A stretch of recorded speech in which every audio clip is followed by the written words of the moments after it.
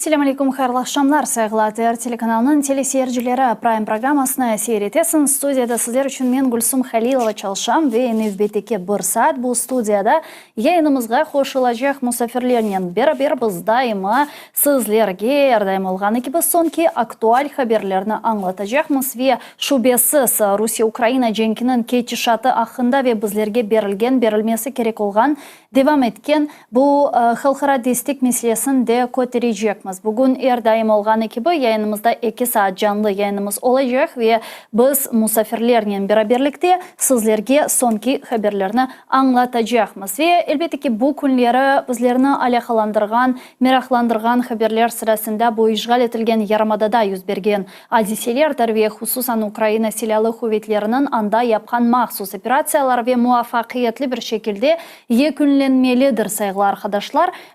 Ve hususan bu denizaltı gemileri Rostov-na-Donu dep adlandırılgan denizaltı gemilerinin Ukrayna Silahlı Kuvvetlerinin saldırıların neticesinde bu zarar görgeni de bugün yayınlarımız çerçevesinde laf edecekmiz. Degenim ki bu 2 saat yayınımız var. Bizlerini uyduda seyir etken vatandaşlarımızga ayrıca teşekkürlerini bildirmege isteyimiz. Hem de aytmaga gerek ki bugün demek bu günlere Rusya'da YouTube böyle yasaklanganı sebebinden bizlerini telefon uygulamasında da izleme imkanına sahipsiniz. Zaten bu güne kadar ATR telekanalı birçok zorluklar ile karşılaştı. Yani bundan da muhakkak böyle hakkı ile çıkacağına işinamiz ve herhalde birbirimizge bu şekilde desteklerini vermek gerekmiz dep düşünemiz. Yani biz elimizden kelgence sizlerge yayınlarımızı yapacak, devam ettirecekmiz. Sizler de ise bizni farklı mecralardan lütfen seyretiniz. Uyduda seyretebilirsiniz, işte uygulamalarda seyretebilirsiniz ya da YouTube'da misal olarak bu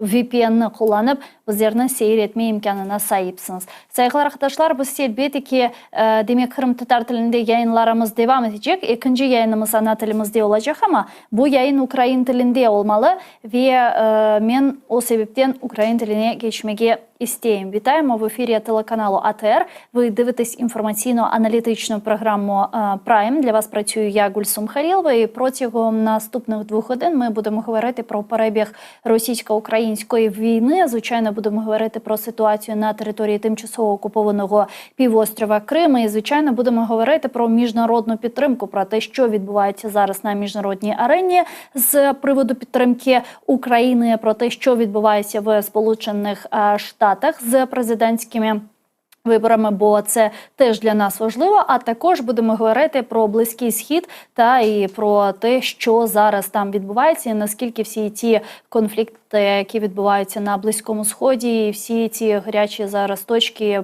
події, вони дійсно впливають на нас, чи впливають вони на нас. І в першому блоці ми будемо говорити з нашим гостем, який зараз приєднується до нашого ефіру, та це пан Станіслав Желіховський, кандидат політичних наук, експерт-міжнародник. Пане Станіславе, вітаємо вас. Сілям алейкум.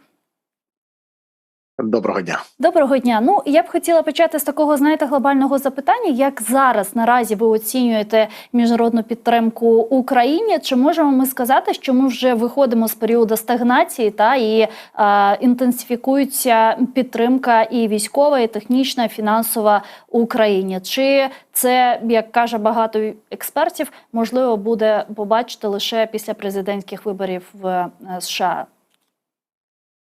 Якщо порівняти ситуацію з тією, що мала місце приблизно півроку тому, то зараз ситуація, звісно, набагато краще, аніж було. І ми пам'ятаємо, що це якраз таки було пов'язано з тим, що у Сполучених Штатах Америки не було єдності думок щодо того, в якому обсязі і яким чином може нам допомогти. І пам'ятаємо, що дуже були запеклі дебати у Конгресі Сполучених Штатів Америки. Тоді, скажімо так, дуже поляризувалися американські політики щодо цього питання, і лише відносно нещодавно, кілька місяців тому, було все-таки прийнято цей пакет допомоги, проголосовано за нього, і президент США Джозеф Байден підписав його.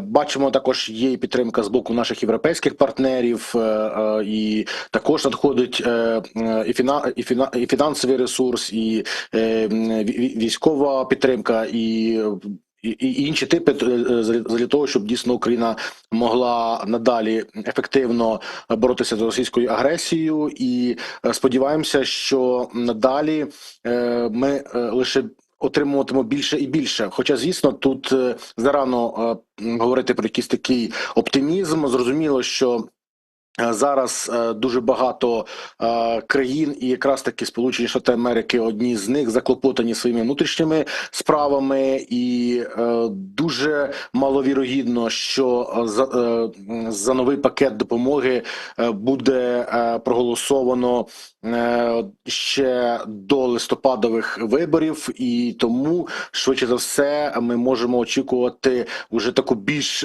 посилену співпрацю вже після американських перегонів. І сподіваємося, що незважаючи на те, якою буде саме адміністрація, яким буде американський конгрес, ми надалі матимемо сприяння наших американських партнерів. Тим паче у нас є укладений договір між Україною та США, це угода про гарантії безпеки, як і з багатьма іншими країнами, які підписали з нами такі документи. Тож сподіваємося, що це буде, скажімо, таким важливим інструментом і важливим стимулом нам допомагати, щоб дотримуватися своїх союзницьких зобов'язань, і що Україна не залишиться сам на сам із російським агресором.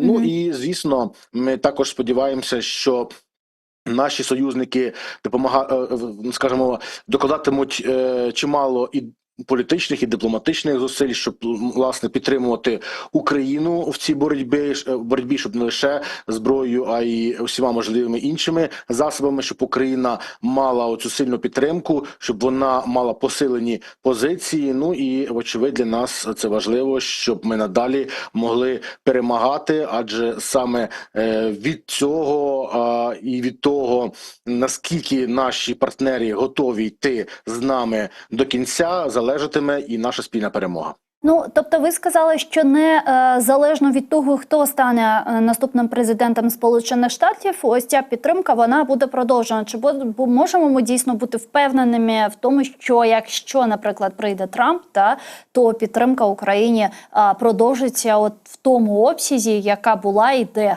і зараз? Ми, власне, будемо сподіватися, що зміна адміністрації, навіть в будь-якому випадку зміниться, так, адже зрозуміло, що Джозеф Байден вже не буде кандидатом на президентських перегонах. Тож, незалежно від того, чи це буде адміністрація демократична чи республіканська, що все-таки підтримка збережеться. Так, є багато питань, навіть і до самої Камали Гарріс, але до неї, звісно, менше, тому що все ж таки вона однозначно підтримує нашу державу, вона ратує за те, щоб Україна перемогла. Ми бачили, що вона відвідувала різні заходи, зокрема і глобальний саміт миру, і де також ми могли почути слова підтримки на нашу адресу. А от щодо Дональда Трампа, тут, звісно, є чимало питань, тому що бачимо, що якщо брати його заяви, його позиції, вони є такі неоднозначні і часто контроверсійні, нібито він якісь має особливі погляди щодо підтримки України, потім він може змінити думку і казати, що якби він був весь цей час президентом, то він діяв би набагато рішучіше і жорсткіше по відношенню до Російської Федерації. Ну і бачимо, що він так намагається постійно використовувати різні такі риторичні методи, різні підходи, і тому нам зараз дуже важко спрогнозувати, яким він буде, і не виключається, що навіть якщо він переможе, він і так надалі залишатиметься непрогнозованим, і мені здається, в цьому якраз найбільша може бути небезпека, а не в тому, чи допомагатиме Америка нам, чи ні. Я думаю, що підтримка США збережеться, тим паче в США є доволі таки сильно пропрацьована, сильно така от функціонабельна система стримувань і противаг, і якщо Конгрес матиме іншу думку, аніж президент, він матиме можливість якраз таки мати останнє слово щодо багатьох різних питань, включаючи міжнародні, зокрема і щодо російсько-української війни. Але нам потрібно, щоб все-таки Сполучені Штати були прогнозованими, щоб вони були стабільними, і щоб ця країна надалі залишалася надійним партнером, тому що, знову, як я сказав, від Вашингтона дуже багато залежить в цій війні, і сподіваємося, що все ж таки не буде якихось таких ситуацій, коли Україна знову залишиться на багато місяців без підтримки, без можливості чинити ефективний спротив Російській Федерації, якщо на той час ще буде гаряча фаза війни. Тож маємо надію на наших партнерів. Ну а також сподіваємося, що також підстраховуватимуть нас і наші європейські союзники, тому що від них також дуже багато залежить. І бачимо, що зараз вони також готуються щодо можливого другого приходу до влади Дональда Трампа, і тому розробляють різні механізми і різні ініціативи, щоб можна було і себе забезпечити такий період, ну і допомогти, звісно, українській державі. Ну а якщо уявити ось такий, знаєте, самий негативний сценарій, що приходить Трамп, і він хоче спонукати Україну там до якісь перемовин і так далі, чи зможе, наприклад, Європейський Союз і країни Європейського Союзу, які підтримують Україну, замінити ось цю підтримку США? Чи зможемо ми, наприклад, разом з нашими європейськими партнерами продовжувати спротив проти агресора, тоді як, наприклад, там Сполучені Штати в ліці там Дональда Трампа будуть нас спонукати на якісь там перемовини, які для нас є капітуляційними, наприклад? Я думаю, що певною мірою так, але ми повинні розуміти, що якщо станеться така ситуація, то це буде величезний розкол в західному світі. Фактично, це можна буде говорити про те, що Америка буде жити в одній парадигмі, політичній парадигмі, а Європа існувати зовсім іншій. Тобто, фактично, дійсно найбільший такий тягар припаде на Європейський Союз або на європейські країни Альянсу, але ми все одно повинні розуміти, що найбільші такі військові потужності, найбільші такі фінансові ресурси, вони все ж таки надаються саме Сполученими Штатами, і це був би дійсно дуже болючий удар по допомозі Україні. Тим паче, що ми бачимо, що серед європейських партнерів немає 100% єдності думок. Ми бачимо, що там є така держава, наприклад, як Угорщина. Також ми бачимо, що і Словаччина інколи, скажімо так, підспівує угорцям. Також ми можемо припустити, що можуть в разі зміни влад в цих країнах після виборчих процесів можуть прийти інші якісь там політичні сили, які спекулюватимуть на цій тематиці, спекулюватимуть на допомозі Україні, на боротьбі з російською агресією. І, звісно, це може відобразитися на нас, тому що ми повинні розуміти, що для того, щоб було прийнято якесь дієве рішення, потрібно у Європейському Союзі мати консенсус, єдність думок, а відтак, якщо цього не буде, то, вочевидь, ми можемо і не отримати тої допомоги, принаймні в необхідні для нас часові терміни, в часові строки, щоб ми могли надалі ефективно боротися з Росією. І це, звісно, також може стати причиною, скажімо, різних закликів і в Євросоюзі, і серед інших наших партнерів щодо можливого прискорення перемовин, але ми розуміємо, що вони можуть бути не на наших умовах, якщо ситуація на фронті не зміниться, якщо, скажімо так, Росія надалі наполягатиме на своєму баченні завершенні війни, а ми розуміємо, що вона може вимагати і вимагає зараз. Тому мені здається, що це може бути найбільшою проблемою. Більше того, я хочу надати, що Сполучені Штати вже заявляли, ще навіть десь так само півроку тому, мабуть, навесні,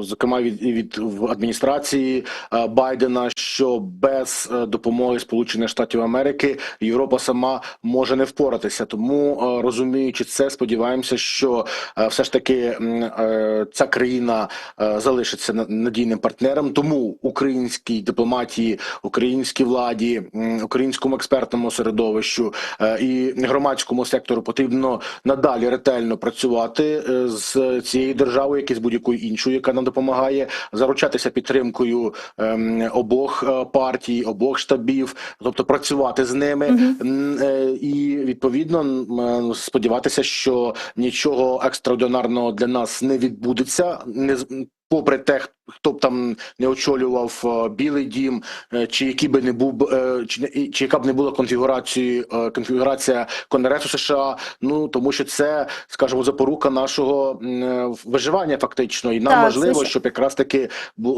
Сполучені Штати надалі відігравали лідируючу роль, і зокрема в контексті миротворчого цього мирного процесу, що стосується російсько-української війни, тому що якраз таки від них залежатиме багато чого. Інакше, якщо не буде таких глобальних лідерів на нашому боці, або якщо вони дещо, скажімо так, змінять своє відношення по відношенню до всієї цієї ситуації, то тоді Росія зможе ще більше тиснути на нас, підключаючи такі країни, як Китай, наприклад, і інші, які б, скажімо так, їй допомагали в цьому, там, наприклад, країни групи БРІКС. Ну і таким чином ми не зможемо, ну, скажімо так, повноцінно опиратися такому тискові, і, звичайно, це дійсно може призвести до того, що Україна піде на якісь поступки, скажімо так, агресору, і, звичайно, таким чином поступиться своїми національними інтересами. Можна сказати, тож що це потрібна єдність Заходу.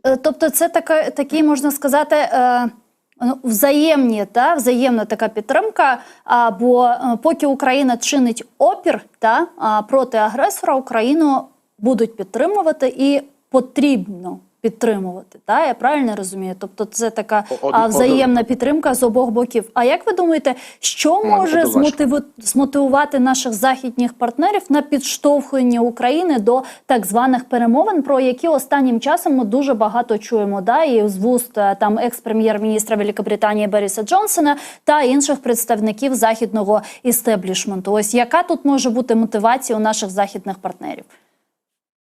Ну, знову ж таки, ми повинні розуміти, що переговори – це ще не здача інтересів і не капітуляція, це однозначно. Це переговірний процес, він, в принципі, рано чи пізно повинен розпочатися з країною-агресоркою, тому що вона розпочала цю війну, вона повинна її завершити. Але тут питання, на яких умовах ця війна зможе закінчитися. І тут, мені здається, найбільш така вагоме завдання стоїть і перед Києвом, і перед нашими партнерами, щоб, скажімо так, не поступитися принципами, не поступитися міжнародним правом, національними інтересами і загально людськими інтересами, тому що варто розуміти, що однозначно Росія порушує усі можливі норми, весь той світопорядок, який виник після Другої світової війни. І, вочевидь, тут потрібно робити все можливе, щоб Україну підтримати. А ось як довго цей процес перемовин триватиме, оце теж, звісно, велике питання. Ми не знаємо, наскільки довго триватиме війна, яка буде ситуація на фронті, які будуть позиції тих чи інших країн, яка буде геополітична ситуація в світі, тому що без цього теж не є. Україна ж не існує в якомусь вакуумі. Всі ці процеси є пов'язаними, ці всі ланцюжки, і, звичайно, якщо десь виникає інший спалах протистояння, насилля, конфлікт, то, відповідно, це також може вплинути на нас, на наш регіон і, зокрема, на російсько-українську війну. Тому тут потрібно дійсно дуже багато зважувати, коли будуть відбуватися ці перемовини, але, знову ж таки, ще раз підкреслюю, це не означає, що це призведе до якоїсь капітуляції, а я думаю, що тут просто поки що буде процес звірення позицій, на чому буде стояти Російська Федерація, як реагуватимуть наші партнери на те, що пропонуватиме Росія, чи вони скажуть, що потрібно з нею надалі вести перемовини, чи все ж таки потрібно дещо переглянути. Ну, а вже після того лише українському народу вирішувати, як нам рухатися далі, чи потрібно зупиняти конфлікт на тій фазі, який він є, або на який він буде на той момент, чи потрібно тиснути до кінця, і будь-які інші важливі питання в цьому контексті також потрібно вирішити нашим громадянам, ну і, звісно, у співпраці з нашими партнерами. Ну, просто ми ж говоримо про те, що нам необхідно відновити повністю свою територіальну цілісність та повернутися до кордонів 1991 року. Як ви вважаєте, що потрібно бути на той час, можливо, навіть за перемовним столом, щоб ми все ж таки вийшли на кордони 1991 року? Тобто, що на той час вже повинно відбутися чи повинно відбуватися? Ну, по-перше, потрібно заручитися якомога більшою кількістю країн і міжнародних організацій, які нас підтримуватимуть, а це ми повинні розуміти, що це не лише країни-партнери, країни Заходу чи ті держави, які мають уже такі усталені відносини з Україною, а й країни глобального півдня, і ті країни, які, скажімо, ще не так давно навіть не були добре усвідомлені в тій ситуації, яка відбувається в нашому регіоні, ну і зокрема, що стосується російсько-української війни, чи взагалі взаємовідносин України з іншими країнами. Я думаю, що якраз таки з цією метою і працює українська дипломатія. Бачимо зараз міністр закордонних справ Дмитро Кулеба відвідує країни африканського континенту, і це дуже добре для нас, щоб можна було ці країни все ж таки принаймні, скажімо так, заручитися їхньою підтримкою в контексті самих цих самітів, а вже потім так само і підтримувати підсумкові документи, які там укладатимуться, і загалом українську формулу миру, адже якраз таки, до речі, країни Африки були найменш представлені на першому інавгураційному саміті миру в Швейцарії, тож якраз таки в цьому напрямку потрібно надалі нам іти і заручатися якомога більшою кількістю міжнародних акторів. Ну і, звісно, також надалі посилювати співпрацю з нашими партнерами в контексті отримання тих типів озброєння, які ми потребуємо, як для оборони, так і для контрнаступальних операцій. Також український оборонпром повинен надалі нарощувати, скажімо так, вітчизняний оборонно-промисловий комплекс, щоб мати можливість самим виготовляти зброю і боєприпаси, і щоб можна було ефективно застосовувати це все на фронті, і відповідно деокуповувати території, тому що чим більше ми так працюватимемо на цих всіх можливих напрямках, тим посилюватиметься наша переговірна позиція. І тоді вже, коли будуть ті перемовини, про що ми тільки що говорили з Росією, де б це не відбулося і коли, то ми б змогли би, скажімо так, дійсно вже ставити перед фактом Росію, що вона повинна підтримати нашу українську формулу миру, наше бачення завершення війни, адже на нашій стороні, на нашому боці міжнародне право, на нашому боці цивілізований світ, і на нашому боці правда і справедливість. Тобто фактично ми маємо в цьому ключі працювати. Ну а далі вже будемо бачити, як перетікатимуть події, про що можна буде домовлятися, тому що лише так ми можемо отак крок за кроком відстоювати наші національні інтереси, і таким чином ми зможемо відновити нашу територіальну цілісність і незалежність. Ну і пане Станіславе, я хотіла ще поговорити про деякі геополітичні процеси, і які, як ви ще сказали вище, можуть стосуватися дійсно нас і стосуватися міжнародної підтримки України. Ви знаєте, що останнім часом спалахнув Близький Схід, зараз дуже серйозна ситуація навколо Ізраїля та Ірану, і там в Америці кажуть, що навіть Ентоні Блінкен нещодавно сказав, що під час зустрічі з міністрами закордонних справ країн Групи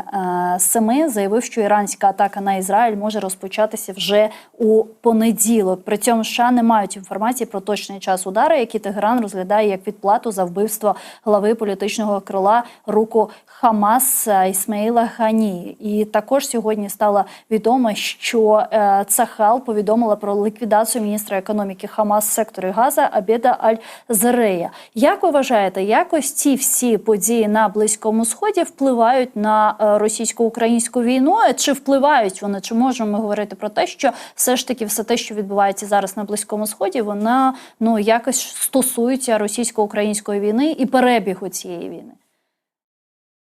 Дійсно, Сполучені Штати Америки зараз посилюють дипломатичний тиск на Іран та Ізраїль, щоб вони проявляли стриманість. І ви вірно зазначили, що держсекретар США Ентоні Блінкен скликав телефонну конференцію з міністрами закордонних справ країн групи Семи і попросив їх чинити дипломатичний тиск і на Іран, і на Ізраїль, і на Хезболлу, щоб вони власне проявляли оцю максимальну стриманість.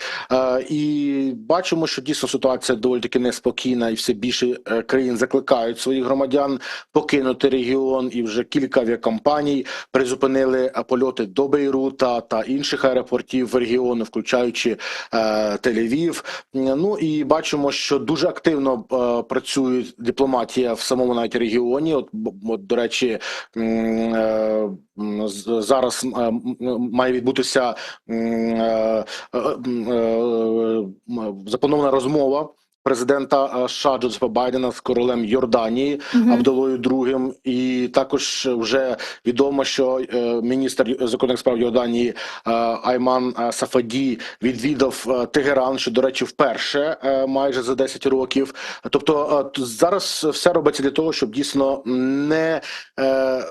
не дати можливості спалахнути новому конфлікту чи новій фазі війни. А для нас це також дуже важливо, враховуючи те, що якщо відбудеться оця ескалація, то вона може втягнути не лише країни регіону, не лише Ізраїль, Іран, ту ж саму Йорданію, тому що вона так само зараз переживає, чи ці ракети і шахеди можуть пролітати над її територією, і вона вже в квітні місяці збивала і заручилася підтримкою. Бачимо, що зараз і Сполучені Штати Америки відправляють свої військові потужності до регіону. Так ось якраз таки є загроза тому, що можуть втягнутися такі країни у конфлікт, ще як Сполучені Штати, як Росія, яка має союзницькі відносини з Іраном. Ми не знаємо, як себе поведуть інші країни, які мають інтереси в цьому регіоні, а таких чимало.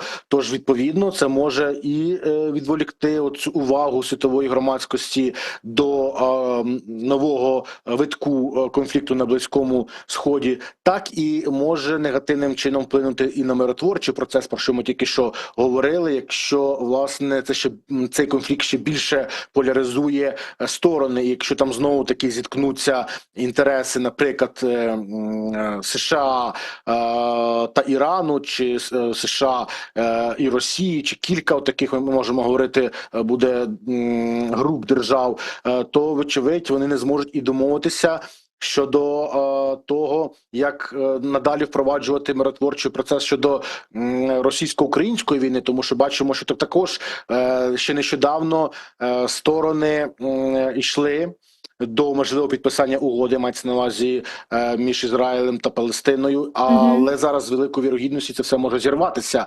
І, відповідно, ми можемо, проводячи паралель, можемо говорити про те, що і ми не зможемо надалі повною мірою впроваджувати ті наші миротворчі намагання з відновлення миру в Україні. Тож це може, скажімо, цей конфлікт породити ще більше оце протистояння на земній кулі. Тож сподіваємося, що якраз таки світова дипломатія, і світова і регіональна ефективно спрацюють в тому сенсі, щоб не допустити оцього спалаху насилля. Хоча, звісно, ситуація дуже хитка і буквально лічені години, можливо, дні відділяють нас від тої світової геополітичної парадигми, яка вже буде в реаліях оцього нового близькосхідного конфлікту. Ну, вона Тож сподіваємося, що все ж таки все буде Пане Станіславе, вона ж вже йде, і в деяких там моментах вона навіть нам заважає, можна так сказати, бо ізраїльсько-палестинський конфлікт, він ж поляризував світ, можна так сказати, і нейтральним тут залишатися дуже було складно, і це, якщо можна так сказати, просто ускладнило наші відносини України та з країнами арабського світу, і навіть з мусульманськими країнами, і навіть зі стратегічно важливими для нас країнами та з Туреччиною. Бо відкрита підтримка президентом України Ізраїля та ізраїльської армії проти Палестини, проти Хамасу і так далі, вона породила дуже багато там емоцій, дуже негативних в країнах там арабського світу, і, зокрема, в Туреччині.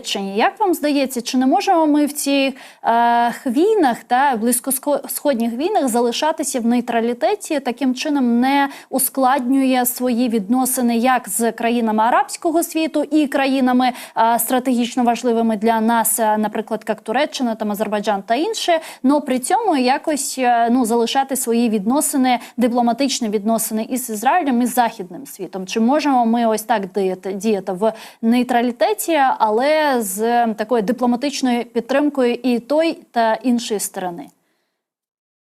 Це, власне, те, про що тільки що і говорив, що це ситуація, якщо у разі такого нового спалаху, нового витку конфлікту, вона ще більше поляризує сторони, і, вочевидь, для нас це може бути однозначно невигідно, тому що все ж таки буде прикута увага до тих чи інших країн, які підтримуватимуть, і Україна може десь бути серед них. Вочевидь, що ми однозначно не будемо на боці Ірану чи на боці Росії, яка підтримує Іран, тому що ми самі страждаємо від тих безпілотників, від того озброєння, що надав Іран Росії, і, вочевидь, тут ми не можемо підтримувати той бік.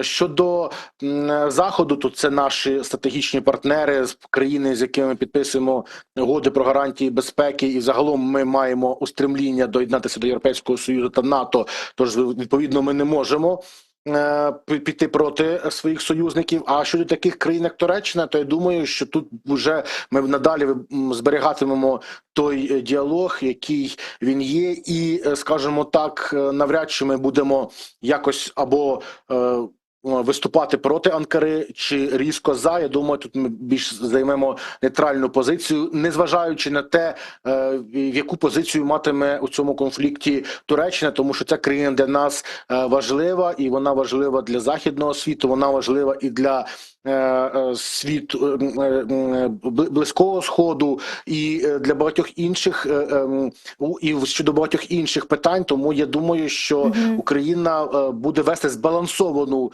політику, збалансовану дипломатію і не намагатися якось однозначно йти в якомусь одному фарватері, тому що це в наших інтересах, і Україна, в принципі, завжди відігравала таку роль балансира, і вона ніколи не хотіла конфліктувати будь з ким на земній кулі, включаючи Російську Федерацію. Тож я думаю, що, скоріше всього, ми залишатимемося у цьому балансі, і більше, я думаю, що ми матимемо тісні зв'язки з багатьма країнами, включаючи Туреччину, тому що це вигідно для всіх, і, зокрема, в контексті майбутнього мирного врегулювання російсько-української війни. Дякую вам дуже, пане Станіславе. Чухсагун, що знайшли час та приєднались до нашого ефіру. Станіслав Желіховський був з нами на прямому зв'язку, кандидат політичних наук, експерт-міжнародник. А далі до нашого ефіру приєднується пан Олександр Мусієнко, керівник Центру військово-правових досліджень, політичний консультант. Пане Олександре, вітаю вас. Селям алейкум. Вітаю вас. Пане Олександре, ви чули, мабуть, наше останні речення, які говорив пан Станіслав. Ми з ним розмовляли про спалах конфліктів на Близькому Сході і про те, як це може повпливати на Україну і на перебіг російсько-української війни. От ваша думка з цього приводу зараз? Іран, Ізраїль, Ліван, Туреччина і так далі. Все це, що зараз відбувається на Близькому Сході, воно якось на нас впливає на російсько-українську війну та на підтримку нашими міжнародними партнерами? Безумовно, тому що інформаційно це дуже сильно відволікає увагу від України. І, як на мій погляд, це не заслужено. Давайте визнаємо, що те, що ми зараз спостерігаємо на Близькому Сході, мені здається, ситуація занадто перегріта, тому що очікувати, що це переросте в якусь велику війну, не доводиться. Це мій погляд. Угу. Тому що я не думаю, сьогодні Іран заявив про те, що вони не хочуть ескалації, але буде відповідь. Тим самим давши зрозуміти, що ну слухайте, не буде нічого такого, скажімо, що ну я не знаю, великої сухопутної операції Хезболи чи Хезболи з іранцями. Очевидно, що мова йде про удар ракетний, можливо, такий, який був нанесений кілька місяців тому, коли авіація Сполучених Штатів і Британії допомогла цей удар відбити. Ну і там деякі шахеди навіть не долетіли до Ізраїля, пам'ятаєте? Там не долетіли, ну тобто, розумієте, ну от дивіться, зараз всі дуже так багато хто говорить про те, що евакуація людей із Лівану відбувається тощо. Давайте визнаємо і скажемо, мабуть, інше, що і Ліван, і Ізраїль з точки зору подорожей і поїздок не є найбезпечнішими країнами. Угу. Правда? Як і деякі інші країни на Близькому Сході. З цього зробили велику інформаційну подію, велику новину. В той час, як, скажімо, у нас є те ж саме досить багато проблем, про які не говорили. Зараз говориться про те, що в очікуванні великого протистояння щось може відбутися, хоча я думаю, що нічого не відбудеться з того, що ми вже бачили. І, в принципі, я так бачу, що і Сполучені Штати, і Іран, і, в принципі, можливо, певною мірою і Ізраїль не зацікавлені в тому, щоб це було велике протистояння. До речі, зверніть увагу в цьому сенсі, от що би я виділив, на що би я звернув увагу, тому що Близький Схід стосується України. Важливий момент. Так. Дивіться, CNN написала статтю про те, що Росія планувала єменським хуситам поставити зброю. І за втручання США, Саудівської Аравії, Росію переконали цього не робити. Це пише CNN. Виникає запитання, а про що говорили? Що Росія попросила взамін за це? Значить, виходить, що дипломатія по Близькому Сходу на сьогоднішній день працює. Якщо Сполучені Штати щось просять Росію не робити, вочевидь, спільно з Саудівською Аравією вона не робить. Угу. Вони знаходять вплив.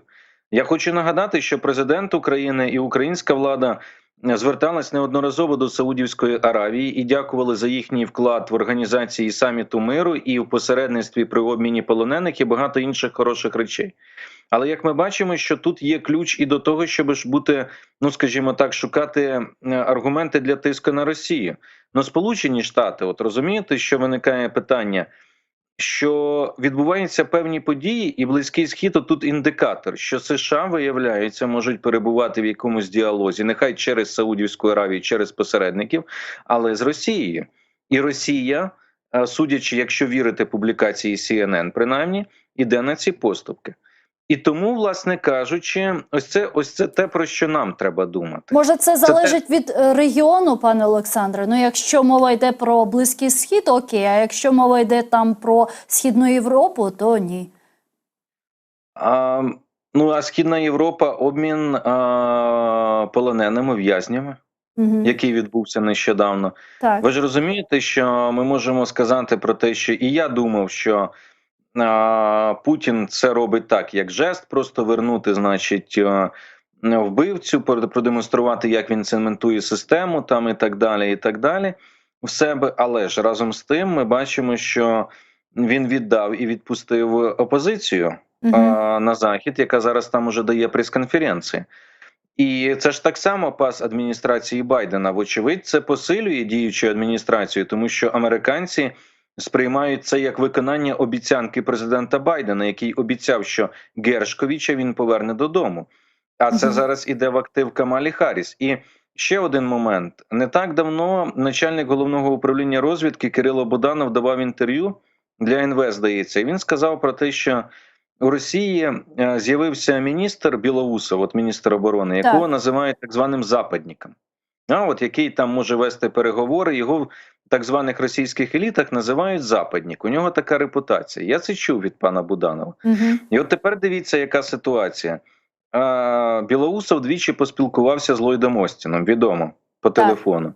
Після цього публікація в Нью-Йорк Таймс, що начебто запобігли, США начебто запобігли якійсь секретній операції, натиснуло на Україну, щоб цю операцію не робила. Правильно? Угу. Зараз пішли певні рухи, обмін полоненими, ситуація з Близьким Сходом. Я розумію, що це дещо інше. Я розумію, що питання України для Путіна набагато важливіше, ніж питання Ємену, це ясно, і питання хуситів.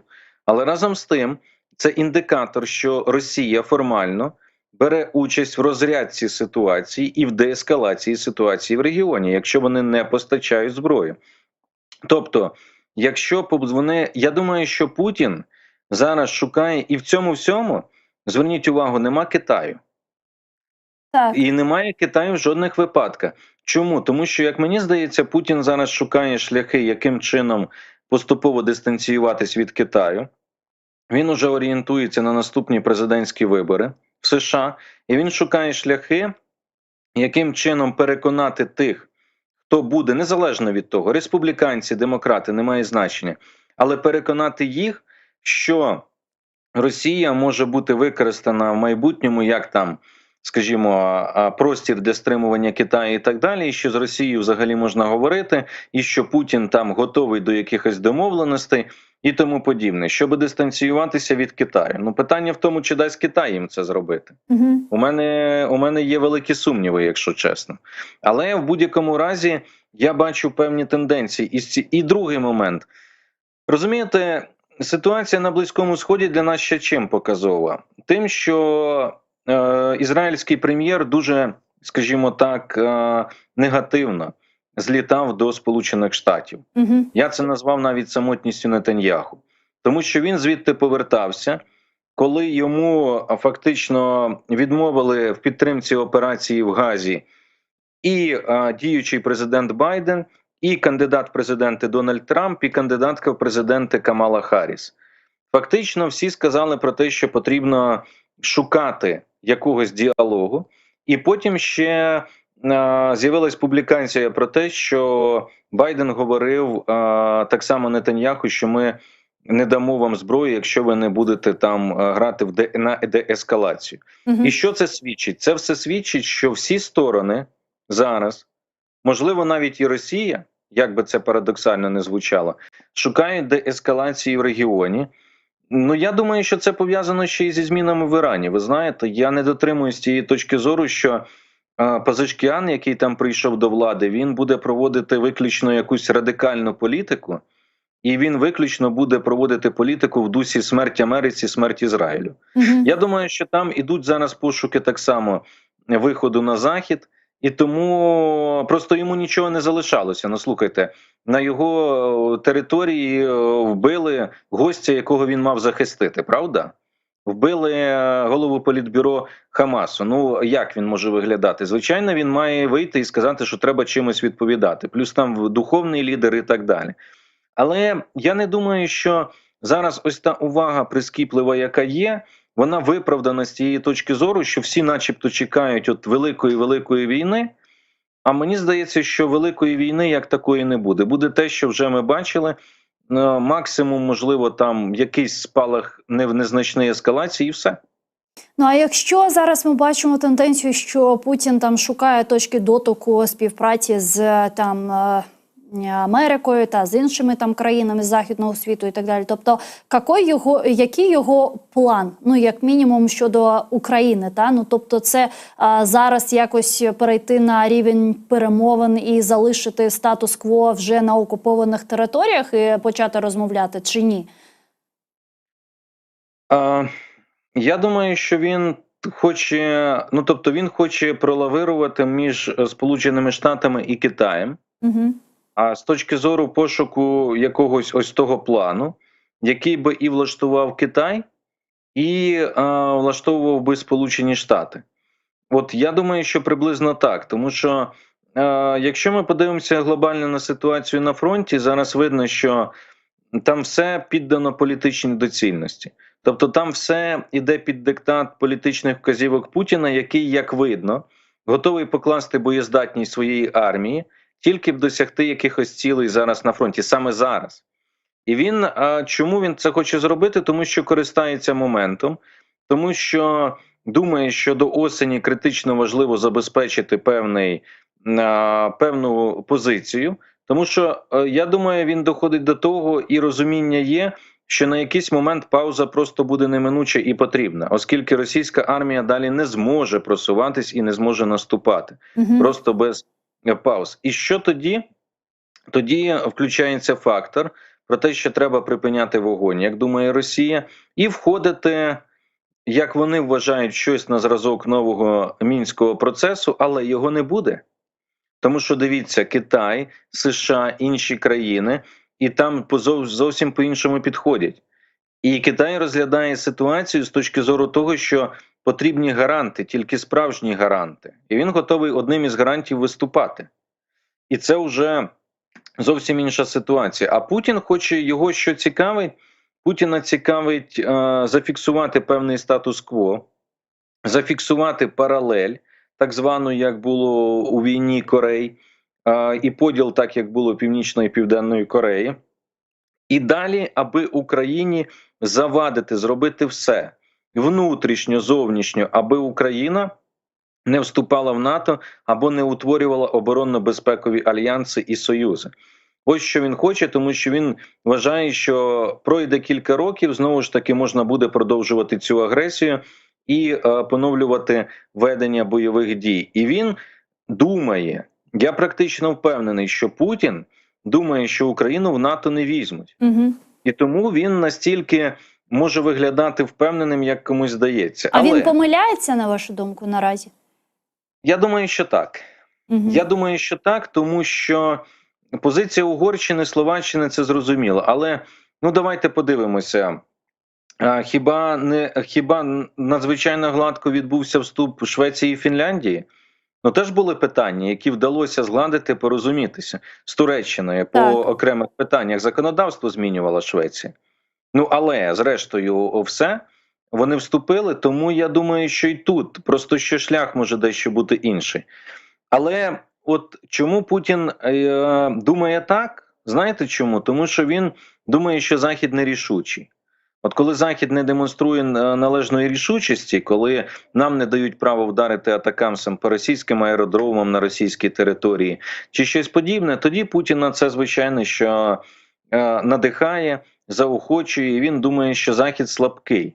І от йому не можна демонструвати цю слабкість. І тому навіть якщо Україну не приймають в НАТО, то або, скажімо так, певний час, то це має означати, що Україна отримує такі гарантії безпеки і стільки зброї, що за поновлення агресії російської вона може себе захистити. Це ключове зараз питання. Два ключових питання – це територіальна цілісність і суверенітет України, і наступне – це гарантії безпеки. Яким шляхом ми це досягаємо? Виключно військовим, військово-дипломатичним. Це питання для дискусії, але це два надзвичайно важливих питання, які для України дуже необхідно зафіксувати. А зараз це не просто, тому що певна турбулентність пішла, тому що хтось почав публікувати в медіа західних, що можливо Україні вже варто домовлятись, сил не вистачає на фронті. Ну так, а хіба могла бути інша ситуація на фронті, якщо ми втратили півроку 24-го року забезпечення, поки Сполучені Штати голосували пакет підтримки допомоги для України? Мені очевидно, що ні, мабуть. Тому що я приблизно усвідомлював, що вона, на жаль, може бути такою. А вона не могла бути іншою. То як можна від України зараз вимагати і сказати, Україна дуже добре тримає оборону і тримається за поточних умов? Це треба визнати всім оглядачам на Заході, які там дають якісь рекомендації, кажуть, от фронт зараз посипеться, тому Україні треба сідати за стіл перемовин. А фронт не сипеться, а ми це чуємо з моменту початку наступу російських військ на Авдіївку в жовтні 23-го року. Ну, якось мені здається, це або вже заангажованість в сценарії, або небажання його змінювати, а змінювати і коригувати його потрібно, виходячи із ситуації на полі бою. Ну, а всі ці меседжі та всі ці заяви, і навіть той мирний план Бориса Джонсона, про який всі говорили, і дуже було обурене українське суспільство в тому числі, ну, це ретрансляція ідей держав, чи це просто, ну, ось такі вкиди? Ну, все, що відбувається, я думаю, що це пошук. Розумієте як? Не завжди ж, знаєте, У нас багато в чому зараз і на Заході у політиків є така особливість, що вони, як на мене, перестали бути дещо сміливими. Тобто бояться напряму сказати і назвати речі своїми іменами. Відтак ми дуже часто чуємо, ну, от, наприклад, чого варто сказати таке слово «перемога України», правда? Угу. А ми часто чуємо словосполучення «а забезпечення сильної позиції для України за столом перемовин». Ми надаємо Україні пакет допомоги для того, щоб вона забезпечила сильну позицію за столом перемовин. Україна, Тобто мова йде не про перемогу України, а про те, на яких позиціях буде Україна, коли буде там стіл перемовин. А це ширма, розумієте? Це за словесними формулюваннями, словесною еквілібристикою намагання заховати і надати собі можливість для маневру. Так. Тому що потім, коли тебе схоплить хтось із медіа за слова і скаже, так ти ж казав, перемога має бути. Угу. Так Україна ж зараз ще не перемагає. Так і що ви називаєте перемогою? Треба сказати, ні, ми забезпечуємо, Росія не має перемогти, Україна не має програти. Ще одне формулювання. Так. Ну, з точки зору потім тлумачень, тлумач як хочеш. Безпрограшне, здається, правда? І ось коли відбувається відсутність оцієї сміливості, от, наприклад, німецький канцлер Шольц, він дає прекрасні інтерв'ю і каже, Путін має піти з України, вивести війська. Треба зробити те. Але при цьому ми ж не бачимо, що коли Україна дуже просила ракети «Таврус», нам їх передали, правда? Угу. А як змусити Путіна вивести війська? Ну, мабуть, нанести кілька потужних ударів, щонайменше ракетами «Таурус». Це я маю на увазі від Німеччини, те, що залежно, від США ще щось і так далі. Ось ця позиція сили змусить. Тому, власне кажучи, ось так. І що ми бачимо? Ми бачимо фактично, що є слова, але бояться сказати прямо наміри. Тому з'являються ті, хто вже може говорити більш вільніше, наприклад, Борис Джонсон, який зараз в статусі журналіста, політика, він пише, він друкується, він виступає і так далі.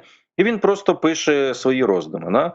Тобто, але ж він базує ці роздуми не просто на тому, що йому, вибачте, він сидів, надумалося десь і от він написав. Ну він же ж, мабуть, формує якусь позицію з кимось, цими ж республіканцями і так далі. Але в медіа пішло, обговорення пішло. Wall Street Journal, Помпео зі своїм колегою із лобійської кампанії, вони пишуть статтю, матеріал про те, що Україну завалять зброєю, буде ленд-ліз і так далі. Пішло. Це, я думаю так, що це намагання описати можливі майбутні сценарії того, чого варто очікувати. І от вони пишуть там того, чого можна очікувати від Трампа, наприклад, чи що може запропонувати Трамп, чи що краще.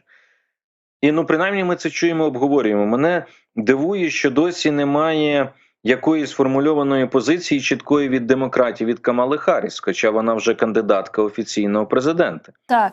Ось це мене. Тобто те, що ми чуємо від Трампа чи від його оточення, це окей, ми чуємо. А от де позиція демократів для того, щоб порівняти, зважити, зрозуміти, чия позиція більше проукраїнська, чия ні, і так далі. Багато хто каже, що вона буде послідовником Джозефа Байдена і там радикальних змін в позиції не буде. Чи ні? Ну, можуть казати. Я, наприклад, цього не знаю ще, напевно. Давайте почуємо, що скаже вона. От розумієте, знову ж таки, ми базуємо зараз наші думки на тому, що от з Трампом простіше. Тому що Трамп дасть десь інтерв'ю, і ми почуємо, і можемо принаймні він це сказав. А ми ж не чуємо, ми чуємо, що вона може бути, так, це думка, окей, це думка шановних аналітиків, це думка експертів. Але ж ми ж не чули цього від Гарріс, а вона, роль все ж таки політика, тим більше людина, яка прагне стати президентом найбільшої, найпотужнішої країни в світі на цей момент, мабуть, це чути принаймні, що вона думає з тих чи інших питань. Я думаю, що ми почуємо, звичайно, вона не промовчить з цієї теми, ми будемо аналізувати. Але загалом, ось ця тенденція, просто коли вкидаються в медіа якісь плани для обговорення, і політики про них не говорять, а виходять і публічно кажуть, та ні, Україна має перемогти, ми надамо зброю і так далі. Ось це те, що викликає занепокоєння. І ви думаєте, Путін і його оточення не моніторять ось цей справжній стан справ? Так, звичайно, моніторять, так. І вони роблять оцінку, що окей, добре, Олаф Шольц закликав вивести російські війська, але якщо, в принципі, ракети «Таврус» Україні не дали, або якийсь інший політик закликав, наприклад, як французький президент Макрон, давайте ми там, значить, допоможемо Україні, введемо якийсь військовий контингент, а потім сказав, що, ну, бачите, ситуація ж на Харківщині стабілізувалась, то, може, про це й мова не буде йти. І ця тема, бачите, вона зникла з інформаційного простору. Звичайно, що Путін це бачить, і після цього він аналізує і думає, ну, стоп, якщо далі не йдуть, якщо є зміна якоїсь позиції, якщо не поспішають на допомогу Україні, не дають те, що їй потрібно зараз, в повному обсязі, а дають тільки те, що потрібно, щоб зупинити і стримати російські війська, отже, можливо, Захід буде шукати якихось точок для перемовин. Ну, от він так собі думає. Тому, власне кажучи, я й кажу, що рішучість має бути чітка. От коли казали, пам'ятаєте, Байден сказав, Путін вбивця. В Америці пішло стільки обговорень в медіа про те, що от для чого це було казати, це не так. Або коли він сказав, що США можуть прагнути до зміни влади в Росії на мітингу в Варшаві. Ну так і потім почали вибачатись, коментувати, не так сприйняли, не так все. А якби сказали, що це все правда, повірте мені, в Кремлі була б вже паніка. А коли ось так дивляться, і так вони ж виправдовуються, ну стоп, так, ну, значить, все нормально, мости ж ніхто не спалює. Ну от, власне кажучи, і тому починається пошук. Ну а що у нас буквально 3-4 хвилинки до закінчення нашого ефіру? А що, на вашу думку, є основним тоді фактором ось цієї несміливості, нечіткості в заявах, в тому числі лідерів США та інших європейських лідерів? Це більш, як прийнято, знаєте, дуже популярно казати, ядерна зброя чи протистояння Китаю? Ну це... Дивіться, розумієте, я переконаний і продовжую стверджувати, що Китай для Сполучених Штатів взагалі в загальній ідеї це більш такий вигідний, ймовірний противник. І ті, хто постійно говорить про загрозу Китаю для США, звичайно, вона є, не можна її применшувати, але вона перебільшується часто. Тому що, розумієте, Китай, попри всю свою політику особливу, попри те, що в них при владі Компартія, і попри там певні, скажімо так, певну взагалі свою особливість і бачення теж не зовсім і не завжди послідовне, бо є статут ООН, є міжнародне право, яке потрібно поважати, каже Китай. З іншого боку, каже, ну так давайте заморозимо зараз конфлікт, припинимо обстріли, припинимо вогонь і далі будемо говорити. Не зовсім послідовно, але Китай, принаймні, поводить себе в питаннях політики, економіки раціонально. І він не бігає, як Путін, від виступу до виступу і не погрожує знищити світ в ядерній війні, як робить це Путін. Сі Цзіньпін цього не робить. І більше того, так, вони там переозброюються, все. Але вони економічно з Заходом дуже пов'язані. А Росія, бачите, що робить Путін? Путін погрожує, Путін воює. І тому США дещо так собі остерігається, і вони кажуть, ну так у Росії ядерна зброя, а раптом застосує. А Китай більш в цьому плані вигідніший. Ну давайте будемо стримувати Китай, не будемо дражнити Росії.